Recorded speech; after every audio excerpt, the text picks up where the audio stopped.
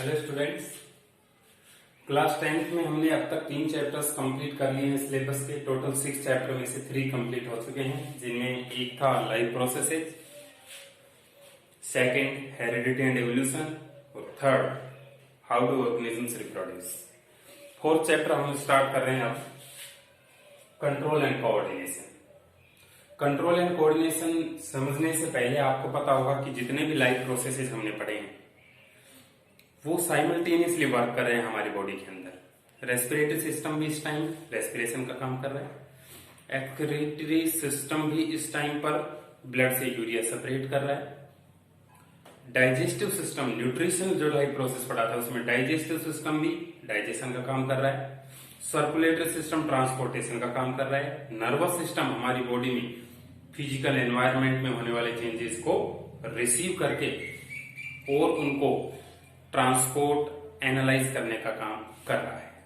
ठीक है, तो इस तरह से पूरी बॉडी के अंदर ये सारे सिस्टम्स एक साथ चलते रहते हैं और एक दूसरे को एफिशिएंट वर्क करने के लिए एक दूसरे को सपोर्ट भी करते हैं। ठीक है, कभी भी एक सिस्टम वर्क करने से दूसरा सिस्टम डिस्टर्ब नहीं होता, क्योंकि दोनों के बीच में कम्युनिकेशन रहता है, एक कोऑर्डिनेशन बना रहता है। ठीक है, तो इसी प्रोसेस को हम कंट्रोल एंड कोऑर्डिनेशन बोलते हैं। तो सबसे पहले डेफिनेशन डिस्कस करें कोऑर्डिनेशन की। मैं यहाँ पर अच्छे से आपको समझाऊंगा, पहले आप इस वीडियो लेक्चर को अच्छे से देख के समझें, फिर मैं जो नोट्स सेंड करूंगा उनको एग्जैक्टली उसी तरह से लिखना है। आप उसमें से कोई भी पॉइंट कट ना करें, वो पहले ही नोट्स बने हुए हैं। तो नोट्स को हर एक पॉइंट इंपॉर्टेंट है, उसको आप लिखेंगे नोटबुक में सारा, पहले इसको देख कर पूरा और फिर लिखेंगे, और लिखने के बाद फिर से इसको देखेंगे अच्छे से, तो वो कंसेप्ट पूरी तरह आपको क्लियर हो जाएगा कि क्या नोट्स में क्या टॉपिक है, क्या कहना चाह रहे हैं। ठीक है, तो यहां पर देखें, what is coordination. Coordination is the phenomena in which all body systems and organs work in a coordinated manner, systematic and controlled manner is called coordination।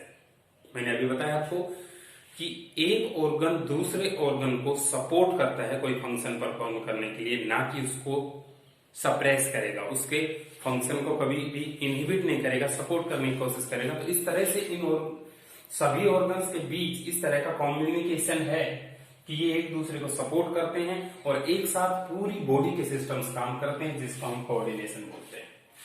ठीक है, तो coordination is the process in which all body systems and organs work in a systematic and controlled manner. जैसे सभी body के systems, which systems provide control and coordination mainly in our body and body of other animals. Two main systems are there. One is nervous system and another is endocrine system or hormonal system. Nervous system contains the network of nerve cells which transmit the signals to the brain and spinal cord, where these signals are analyzed. An appropriate response is generated and this response is sent back to target organ or tissue.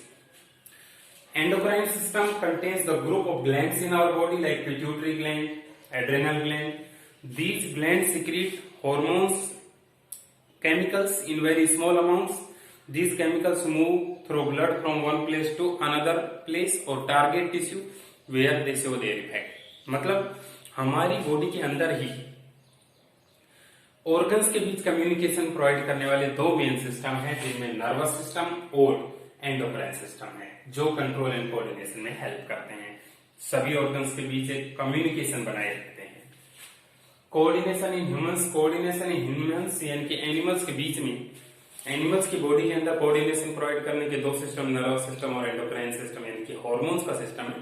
Hormones ऐसे chemical messengers होते हैं जो gland से secrete होकर blood के through target tissue तक जाते हैं और उस टिश्यू को गाइड करते हैं कोई फंक्शन परफॉर्म करने के लिए। ठीक है, तो दो सिस्टम हम पढ़ेंगे। तो पहली हेडिंग आप डालेंगे नर्वस सिस्टम। ठीक है, नर्वस सिस्टम के अंदर आप लिखेंगे, सारे नोट्स दिए हुए हैं, the system of body containing nerve cells, brain and spinal cord is called nervous system. Structural and functional unit of nervous system is nerve cell. और नर्व सेल के बारे में हमने पहले भी पढ़ा हुआ है कि 3 मेन पार्ट होते हैं। इस तरह से इसको अगर हाथ को माने तो ये वाला पार्ट तो साइटोन या सेल बॉडी था, इस पर ये एक्सटेंशन है, ये क्या है, डेंड्राइट्स हैं, और ये जो इलोंगेटेड पार्ट है इसको बोलते हैं एक्सोन। तो डेंड्राइट, साइटोन, एक्सोन, ये पार्ट्स होते हैं नर्व सेल के अंदर, जो कि सिग्नल्स को रिसीव करती है, ट्रांसपोर्ट करती है बॉडी के अंदर एक से दूसरे ऑर्गन्स के बीच। ठीक है, रिसेप्टर एंड स्टिमुलाई, 2 डेफिनेशन आपको लिखनी है, नोट्स में अगर नहीं हो तो खुद ऐड कर देना। रिसेप्टर के लिए डेफिनेशन लिखेंगे, these are surface molecules of tissues and organs which receive stimulus from physical environment और any organ of the body. ठीक है, और stimuli any change in physical environment और organ of the body to which our body can respond are called stimuli. ठीक है, 2 definitions होगी, इसमें नहीं हो तो आप इसमें से लिखेंगे। एग्जाम्पल्स ऑफ रिसेप्टर्स, ये नहीं है तो ये टेबल आप बनाएंगे, मैं यहां पर बना देता हूं एग्जाम्पल ऑफ रिसेप्टर, जो उसमें आपको ऐड करना है नर्वस सिस्टम हेडिंग डालने के बाद। हमारी बॉडी में किस किस तरह के रिसेप्टर्स हैं? साउंड के रिसेप्टर हैं, जिनको हम फोनो रिसेप्टर्स बोलते हैं, जो कि ईयर में प्रेजेंट है। लाइट के रिसेप्टर्स हैं, जिनको हम फोटो रिसेप्टर्स बोलते हैं, जो कि आई में प्रेजेंट है। टेम्परेचर के रिसेप्टर्स हैं, जिनको हम थर्मो रिसेप्टर्स बोलते हैं, और वो स्किन पर प्रेजेंट है। स्मेल के लिए रिसेप्टर हैं, जिनको हम ओल्फैक्टरी रिसेप्टर्स बोलते हैं,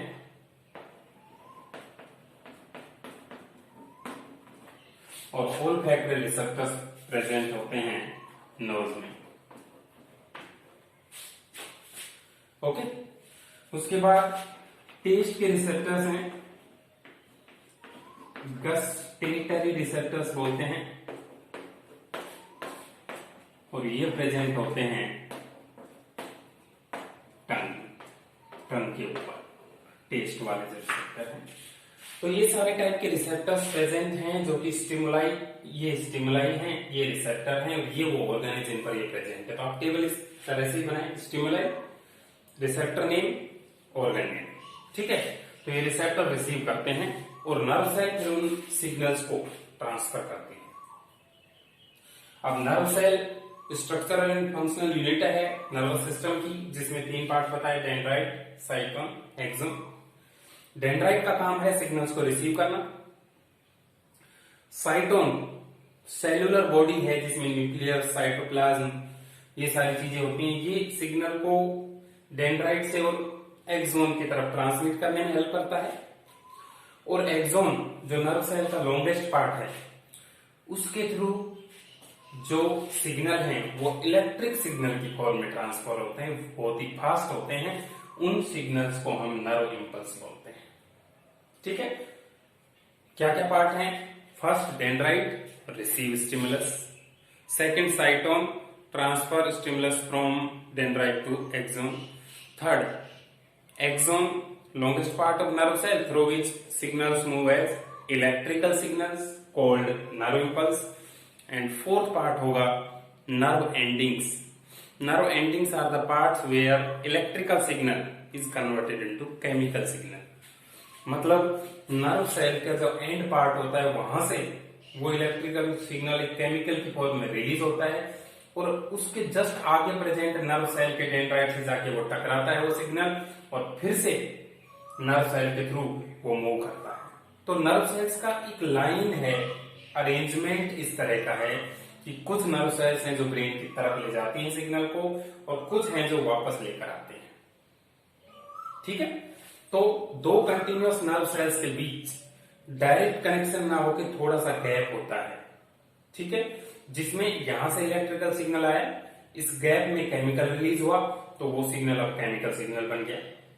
उन केमिकल्स को न्यूरोट्रांसमीटर बोलते हैं। उसका एग्जांपल एसिटाइल कोलिन है, ACETYLCHOLINE, ये आप टॉप पर लिख दें, एसिटाइल कोलिन है। वो केमिकल इस गैप में से सिग्नल को ले जाके डेंड्राइट से टच करेगा, यहां पर वो सिग्नल फिर से इलेक्ट्रिकल बन गया और नर्व सेल के थ्रू इलेक्ट्रिकल सिग्नल फिर मूव करेगा, फिर केमिकल, फिर इलेक्ट्रिकल। तो the microscopic gap between two nerve cells through which signals move as chemical signals is called synapse. ठीक है, जैसे यहां से टच होकर सिग्नल जाएगा तो सिनेप्स से होता हुआ ब्रेन की तरफ जाएगा, फिर ब्रेन से वापस आएगा तो नर्व सेल का फिर से दूसरा नेटवर्क है, वापस आएगा और फिर उन मसल्स को सिग्नल देगा कि इन तुम्हें कॉन्ट्रैक्शन करना है। ब्रेन से ये मैसेज है कि मसल को कॉन्ट्रैक्शन करना है, हाथ को इधर से इधर मूव करवाना है। तो उन नर्व सेल और मसल्स के बीच जो एसोसिएशन उसको बोलते हैं न्यूरोमस्कुलर जंक्शन। न्यूरोमस्कुलर जंक्शन पर वही केमिकल न्यूरोट्रांसमीटर भी रिलीज होते हैं जो कि मसल्स को गाइड करते हैं मूवमेंट करने के लिए, जैसे मैं अब करवा रहा हूं। ठीक है, तो दो तरह की नर्व सेल्स यहां पर हो गई।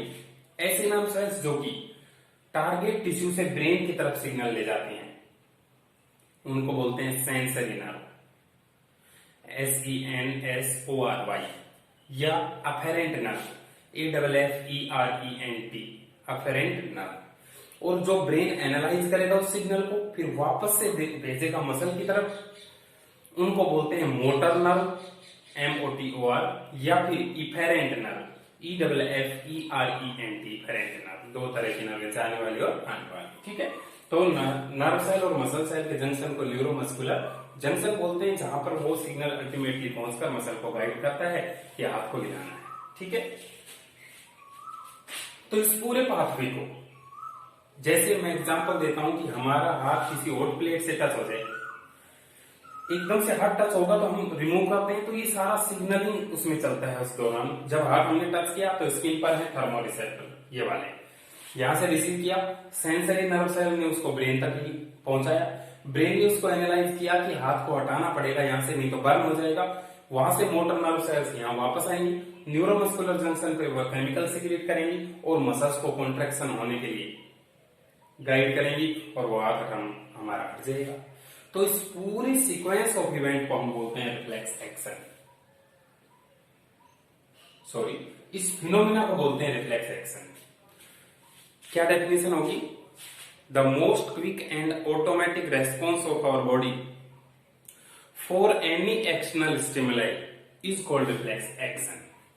ठीक है, and the pathway travelled by stimuli और स्टिमुलस, सिमिलर होता है stimulus, during reflex action is called reflex arc. ठीक है, तो पाथवे ट्रेवल कैसे होगा मैं स्टेप वाइज बताते हैं। Step 1, stimulus of temperature will be received by thermoreceptors present on skin. Second step, the signal will be transported by sensory nerves to brain.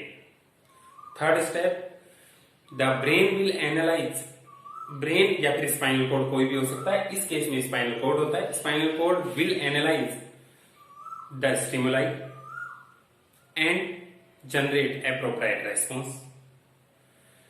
Next step, the signals will move back through motor nerves to target tissue.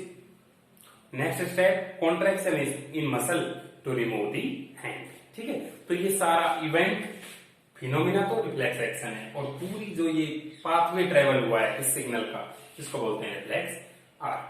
ठीक है, तो इसमें diagram भी है, nerve cell का भी है, reflex action, reflex arc, पूरी मैकेनिज्म को आप समझ गए हैं।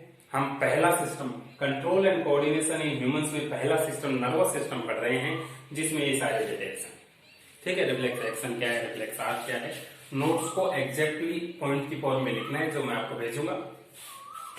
आई होप आपको समझ में आ गया होगा।